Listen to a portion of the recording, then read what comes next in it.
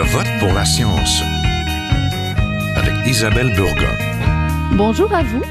Il a bon goût, il séduit les petits comme les grands et est souvent de la fête, par exemple sous forme de bonbons à l'Halloween. Le sucre, cette substance sucrée issue généralement du jus de canne à sucre ou de betterave sucrière, se retrouve partout. Dans les sirops évidemment, les jus, les biscuits, les gâteaux, les punchs, la liste pourrait être très longue. La surconsommation de sucre favoriserait l'excès de poids, les caries, le risque de maladies chroniques. L'OMS, l'Organisation mondiale de la santé, publiait en 2015 un rapport pour appeler les pays à réduire leur apport en sucre dans une saine alimentation. L'apport en sucre libre, et donc pas issu des fruits et des légumes, devrait être moins de 10% de notre ration énergétique, que nous soyons un adulte ou un enfant. Le mieux pour la santé serait de viser encore la moitié, soit 5% de la ration énergétique totale, ou encore plus simplement 25 grammes de sucre par jour, c'est-à-dire 6 cuillères à café de sucre maximum. Le principal sucre à redouter serait les ajouts de notre alimentation manufacturée industrielle. Ces molécules de saccharose et autres glucides en ose, sucrose, fructose, maltose, sont parfois difficiles à repérer sur les étiquettes comme agents sucrants de nos aliments. Nous en consommons donc beaucoup trop et également à notre insu. Si nous nous intéressons au sucre à Je vote pour la science, c'est que nous voulions nous poser la question, est-ce que le sucre est vraiment un poison ? Pour le savoir, restez avec nous.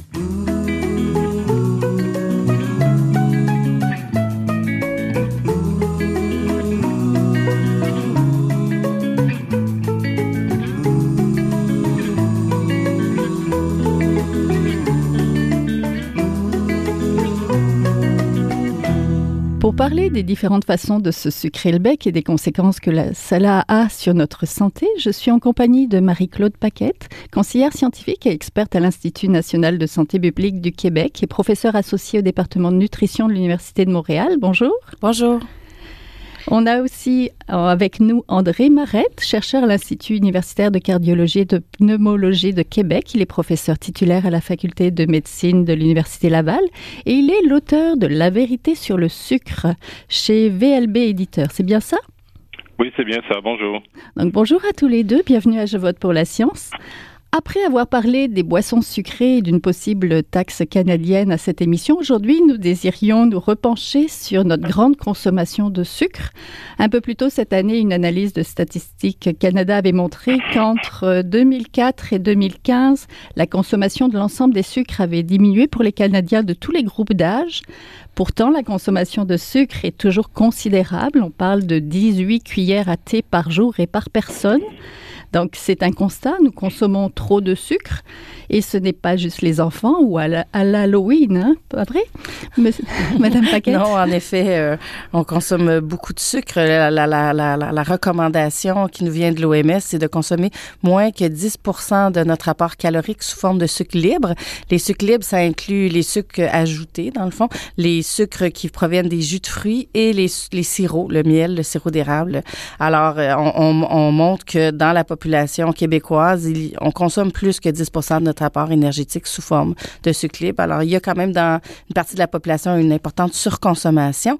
Et la source principale de cette surconsommation-là, l'Institut national de santé publique a publié un rapport là-dessus hier, provient des boissons sucrées. Alors, des boissons sucrées gazeuses, mais aussi des boissons aux fruits, des Gatorade, des boissons pour sportifs, des eaux vitaminées. Alors, il y a beaucoup de choix, de variétés de boissons sucrées dans notre alimentation. Monsieur Barrette, aimez-vous le sucre? Bien sûr, comme à peu près tout le monde, j'adore le goût du sucre. On l'adore dès qu'on est jeune, hein, et le problème avec le sucre, c'est toujours la surconsommation. Donc, comme c'est un produit qu'on aime généralement et qui se retrouve partout sur nos tablettes, avec souvent des emballages très attirants, surtout pour les enfants, on en consomme trop. Mais moi, j'aime beaucoup le goût du sucre, comme beaucoup de Québécois. Quels sont les effets de cette forte consommation de sucre sur la santé? Bien, évidemment, une consommation très élevée de sucre peut favoriser le développement du diabète de type 2, qui est une maladie ou le diabète de type 1 dans certains cas, qui sont des maladies qui sont dépendantes d'une malutilisation du sucre ou d'une surproduction du sucre par certains organes comme le foie. Mais le plus gros danger pour moi avec le sucre ou la surconsommation de sucre libre, de sucre ajouté, c'est une maladie qui est mal connue, c'est ce qu'on appelle la stéatose hépatique ou le foie gras. On constate maintenant que non seulement chez la population adulte, mais même chez les adolescents et les enfants, souvent avant même le développement du diabète ou de l'obésité, on remarque que les enfants qui consomment beaucoup de boissons sucrées ont un foie très gras et ces maladies hépatiques peuvent conduire au diabète et autres maladies associées. Mais c'est une maladie qui est mal connue parce que contrairement au diabète, où on peut mesurer le taux de sucre dans le sang facilement, pour vraiment avoir un diagnostic de stéatose hépatique, il faudrait faire une biopsie hépatique. On comprend que c'est pas évident. Et sinon, il faut trouver des meilleurs biomarqueurs de cette maladie. Mais c'est ça, le fléau de demain, c'est vraiment ces maladies hépatiques qui sont liées à la surconsommation de sucre libre. À l'Institut national de santé publique, il y a des recommandations, Madame Paquette? J'ajouterais premièrement qu'il y a la carie dentaire aussi, qui est quand même une maladie chronique. Il faut pas l'oublier. C'est important, la carie dentaire. C'est important pour la nutrition tout au long de la vie aussi. Une bonne alimentation. Donc, il y a des liens aussi avec l'obésité. Je suis d'accord avec la stéatose hépatique aussi. Il y a des liens avec l'obésité qui sont de plus en plus marqués aussi avec la consommation de sucre.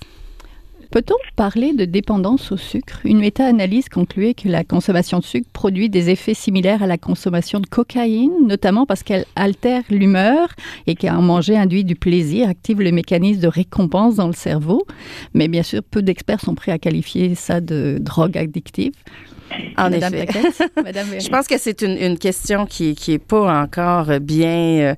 en tout cas, à mon sens, les évidences scientifiques sont pas encore là pour démontrer que c'est une dépendance comme la cocaïne peut créer une dépendance.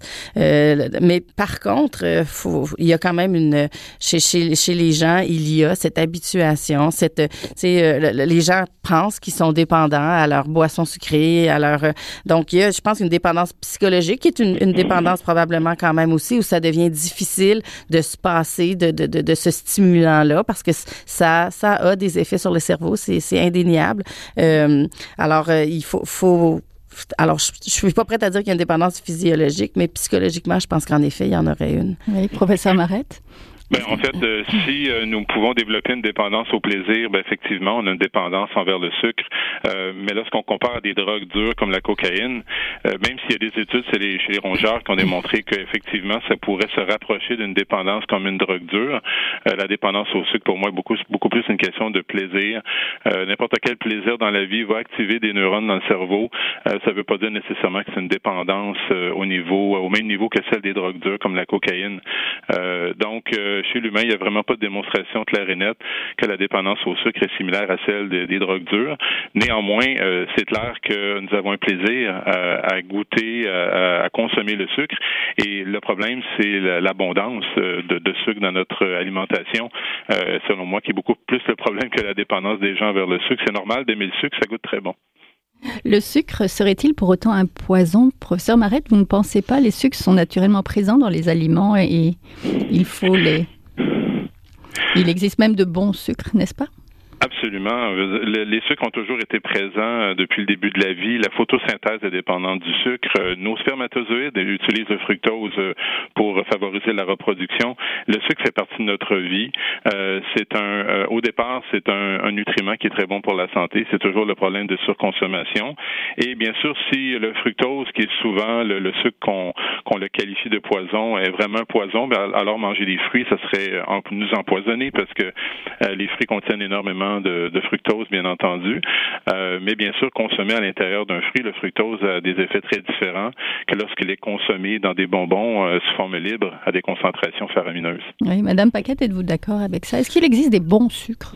Je pense qu'il existe À mon sens, il n'existe pas de bon sucre ou de mauvais sucre non plus. Il existe une consommation raisonnable, raisonnée du sucre. Je pense qu'en effet, le problème, c'est pas le sucre qu'on a dans nos aliments, parce que comme dit Dr Maretti, il y a des sucres dans les fruits et les légumes. Le problème, c'est la haute concentration de sucre dans produits qui sont consommés de façon liquide, de façon très rapide, qui sont promus par du marketing vraiment très important, par de la publicité, qui est très importante aussi. Alors, c'est là qui est le problème, c'est dans la surconsommation. Alors, puis c'est normal qu'on ait que le sucre soit quelque chose de positif. C'est relié à notre survie, au bébé. Dans le fond, le lait maternel est un aliment sucré.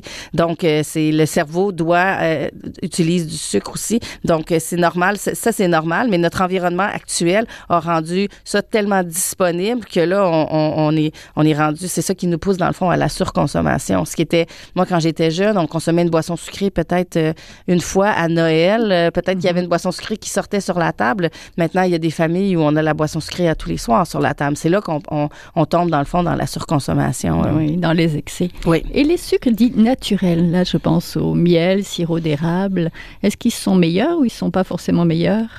Ça demeure, à mon sens, des sucres. Évidemment, ils contiennent quelques micronutriments qui pourraient, c'est ça, du fer, un peu de magnésium. Mais ça demeure du sucre quand même. Ils peuvent être consommés en trop grande quantité, eux aussi. Oui. Monsieur. Moi, j'ai un point de vue légèrement différent là-dessus. Oui. Moi-même, au départ, j'étais sceptique sur la différence entre un sucre exogène ou un sucre libre et des sucres naturels. Donc, depuis quelques années, nous faisons des expériences avec le miel, le sirop d'érable, le sirop d'agave et plein de sucres naturels. Et à chaque fois qu'on a changé le fructose ou le sucrose par une forme naturelle de sucre, on a vu des effets bénéfiques. On a publié un article là-dessus. On va en publier 3 autres cette année. La différence, selon moi, c'est bien sûr, il y a le problème avec les sucres naturels, c'est qu'ils contiennent également du sucre, soit du fructose et du sucrose. Mais beaucoup de ces sucres-là naturels, comme le miel et le sirop d'érable notamment, nous avons mesuré plusieurs. Il y a énormément de molécules c'est pas seulement des microéléments, il y a des vitamines, des minéraux, il y a énormément de polyphénols dans certains de ces sucres naturels, comme par exemple le québécois dans le sirop d'érable. Et c'est bien démontré que ces polyphénols peuvent avoir des effets sur l'inflammation, peuvent avoir des effets sur la sensibilité à l'insuline. Et moi, je crois qu'il faut évidemment pas dire aux gens de surconsommer des sucres naturels, mais plutôt remplacer les sucres libres, fructose et sucrose, par des formes naturelles dans les aliments. Et déjà, c'est un effort qui va amener des bénéfices. Mais évidemment, si à la fin, on consomme plus de sucre, malgré les bénéfices des sucres naturels, on va pas en retirer, évidemment, beaucoup d'effets santé. Donc, il faut être prudent, mais 1 gramme de sucre, selon moi, c'est pas la même chose qu'un gramme de sucre sous forme de sirop d'érable, de miel, de sirop d'agave. Il semble avoir vraiment des bénéfices associés à cela, mais il n'y a pas suffisamment de recherche qui a été faite, notamment chez l'humain, pour le prouver, justement. Et c'est ce qu'on est en train d'effectuer, moi, dans mon équipe, avec plusieurs collègues ici à l'Université Laval. Oui. Serait-il possible de rendre ces sucres naturels moins sucrés, peut-être? D'enlever en fait, il y a des sucres naturels, il y a des édulcorants naturels comme le stevia, qui est peut-être le seul édulcorant, selon moi, qui a probablement des effets peut-être favorables, parce que les édulcorants artificiels, vraiment, c'est, d'après moi, pas mieux que le sucre.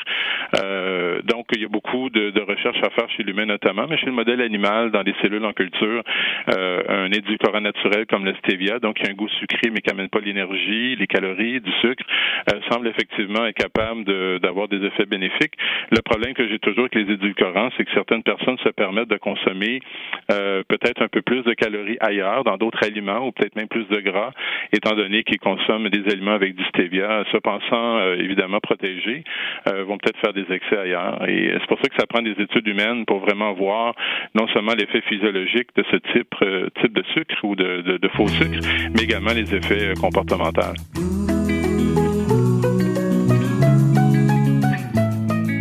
Vous êtes toujours à Je vote pour la science, là où la science rencontre la politique, une émission produite par l'agence Science Presse. Vous pouvez visiter son site internet au sciencepresse.qc.ca. Madame Paquette, qu'en est-il justement des édulcorants, ce qu'on appelle parfois les faux sucres? Est-ce que ce sont de bons remplaçants? Je suis d'accord avec Dr. Marette que pour moi, ce ne sont pas de bons remplaçants. On est mieux de diminuer notre consommation de sucre naturel que d'utiliser ce genre d'édulcorant-là où il y a relativement peu d'études. Faut faire attention, à mon sens, avec la consommation de ce type de produits chez les enfants aussi, où eux pourraient en consommer longtemps durant leur vie. Donc, à mon sens, c'est à éviter.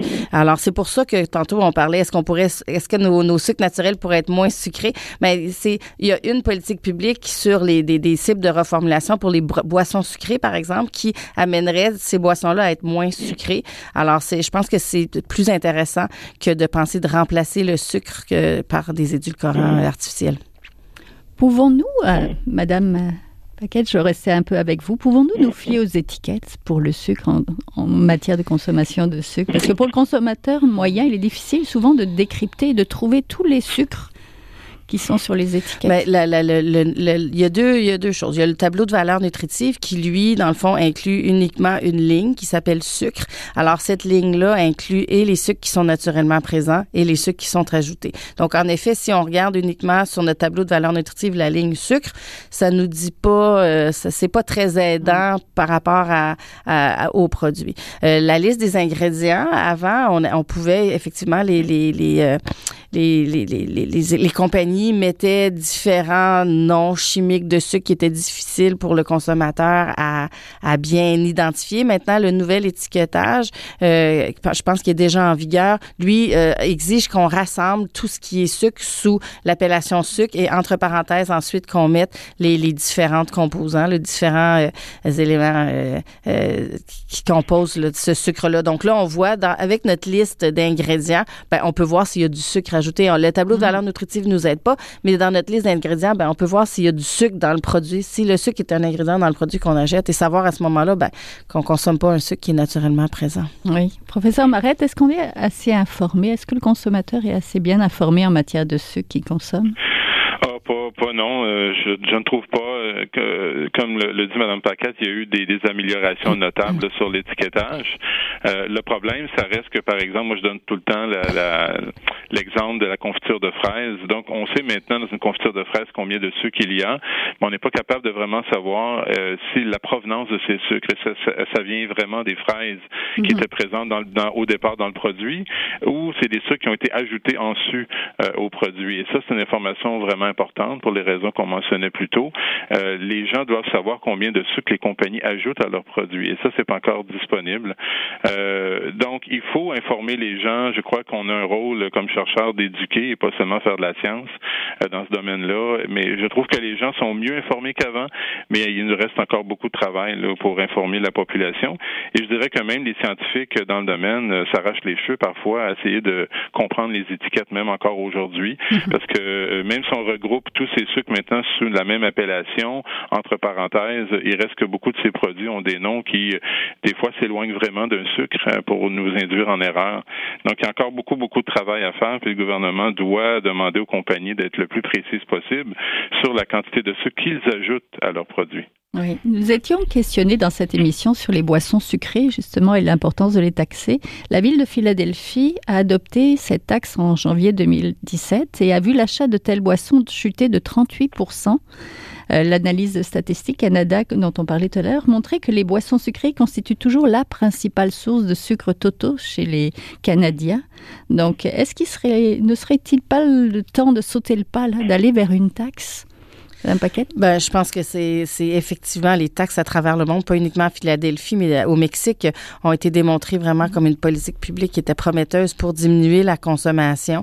À Philadelphie, il faut faire attention, c'est une ville, donc peut-être que les gens achètent plus leur boisson en ville, mais vont en banlieue pour l'acheter. Mais des résultats comme on a vu au Mexique, dans un pays complet, là, c'est plus difficile. Évidemment, il y a toujours des achats transfrontaliers, mais ça demeure une politique quand même intéressante. Il faut qu'il y ait une volonté politique pour évidemment amener ce genre de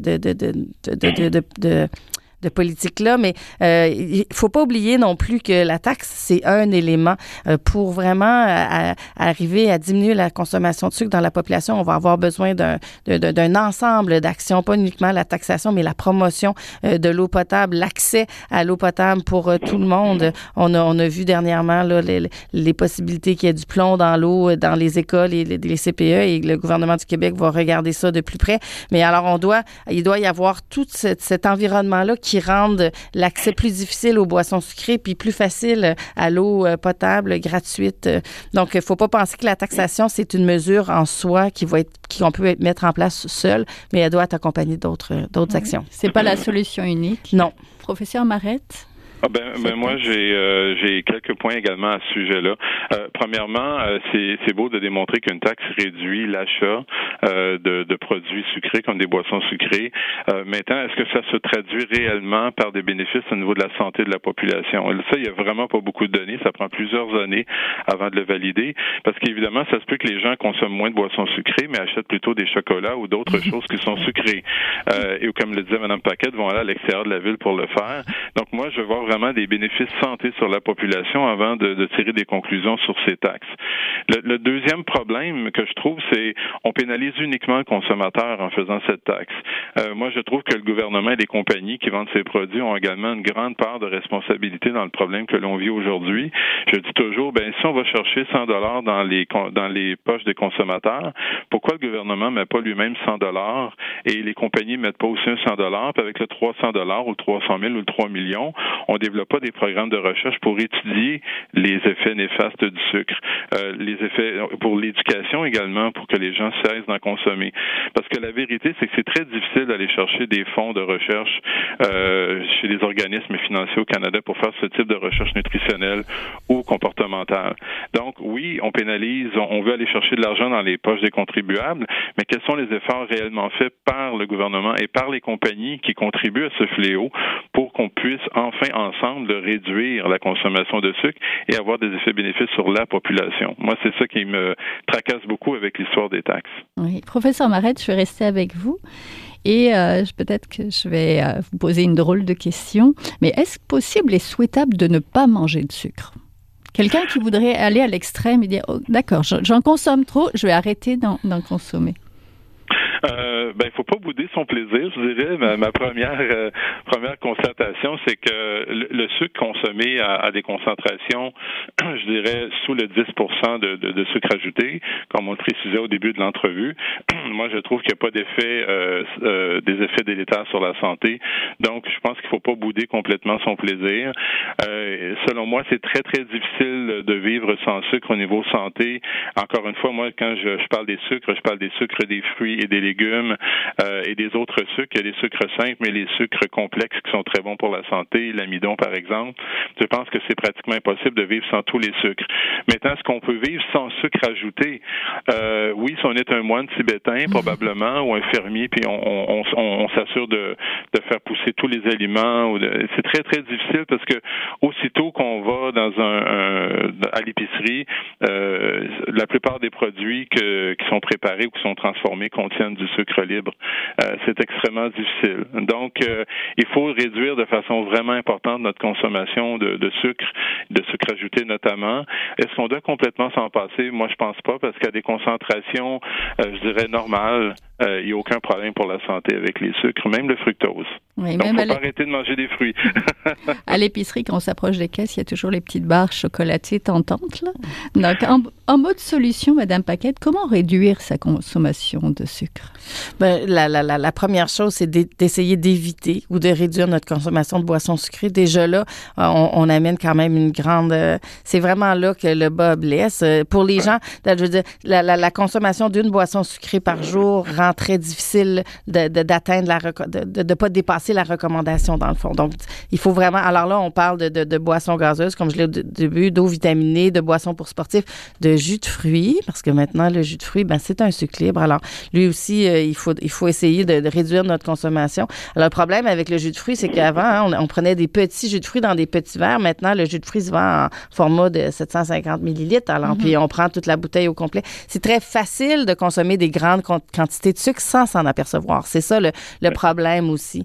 Alors ça, c'est définitivement la façon principale. Évidemment, je suis en santé publique, donc la modification des environnements, donc il devrait peut-être pas y avoir de frigo avec des boissons sucrées et des étalages de palettes de chocolat à la caisse. Il devrait certainement pas avoir des fontaines libre-service de boissons sucrées dans les fast-foods. Alors en France, on a décidé qu'il n'y avait plus de fontaines libre-service. Alors on pouvait pas juste acheter une boisson sucrée et se resservir 2-3 fois. Ça, c'était interdit. Donc ce sont des mesures qu'on peut mettre en place. Puis comme je le disais, moi je trouve que la reformulation aussi d'essayer le Royaume-Uni ont mis en place une taxe sur les boissons sucrées, mais aussi une taxe à 2 niveaux où les boissons... Alors, on a donné l'occasion aux industries de reformuler leurs produits, de les rendre moins sucrés.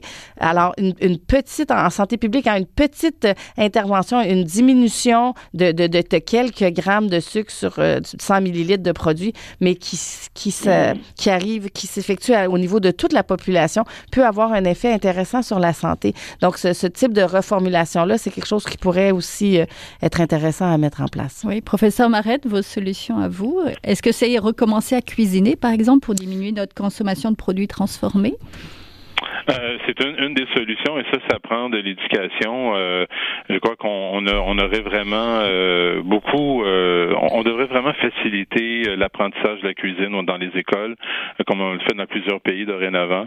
Le problème que j'ai, moi, avec les changements qui sont souvent proposés, oui, si on reformule les boissons sucrées et qu'on se retrouve à mettre des édulcorants, parce que beaucoup de compagnies, on se le cache pas, ce qu'ils ont fait, c'est qu'ils ont réduit beaucoup la quantité de sucre ajouté dans leur boisson, mais vont mettre des édulcorants à la place parce que le consommateur ne va pas les consommer. Et les résultats les plus récents montrent très bien que les édulcorants artificiels, le stevia est peut-être pour l'instant le seul qui semble avoir des effets peut-être non délétères sur la santé, mais la plupart des édulcorants ont vraiment des effets délétères sur le microbiote intestinal notamment. Il n'y a aucun édulcorant artificiel jusqu'à maintenant qui a été démontré scientifiquement qui protégeait contre l'obésité, protégeait contre le diabète, etc. Au contraire, ça peut même exacerber les problèmes de santé. Donc oui, changeons nos habitudes, changeons les formulations, mais moi, par exemple, lorsqu'on parlait de taxes un peu plus tôt, je suis très d'accord avec Mme Paquette qu'il y a déjà l'accessibilité aux produits peut être vraiment réglementée de meilleure façon pour réduire justement notre tentation de consommer des produits sucrés qui contiennent beaucoup de sucre ajouté. Est-ce qu'il faudrait abolir Halloween? Mais non. Je pense que justement, je pense que le Dr Marette met beaucoup l'accent sur le plaisir, puis c'est important. En effet, Halloween, c'est un moment où on a des bonbons, où on sucre le bec et ça fait partie de notre culture. Il faut pas oublier cet aspect-là. Puis c'est pas à Halloween que... C'est sûr qu'il y a une surconsommation de sucre à Halloween, mais c'est une journée dans l'année. Il faut pas non plus... faut pas exagérer dans notre approche non plus. Oui, il faut pas que tous les jours deviennent Halloween, finalement. Donc, non. Merci beaucoup. Donc, on était en compagnie de Marie-Claude Paquette, qui est conseillère scientifique experte à l'Institut national de santé publique du Québec, et d'André Marette, qui est chercheur à l'Institut universitaire de cardiologie et de pneumologie de Québec. Merci. Merci à tous les deux. Merci. Au revoir. Merci. Au revoir.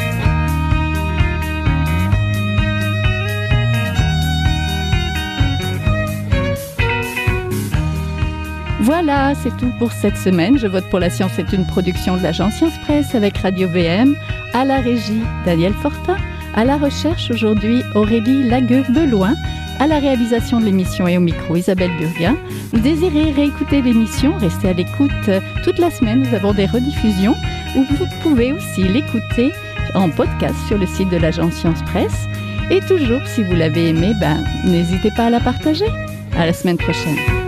Jin Jiahua est un chercheur typique de ceux pour qui les progrès de la bioinformatique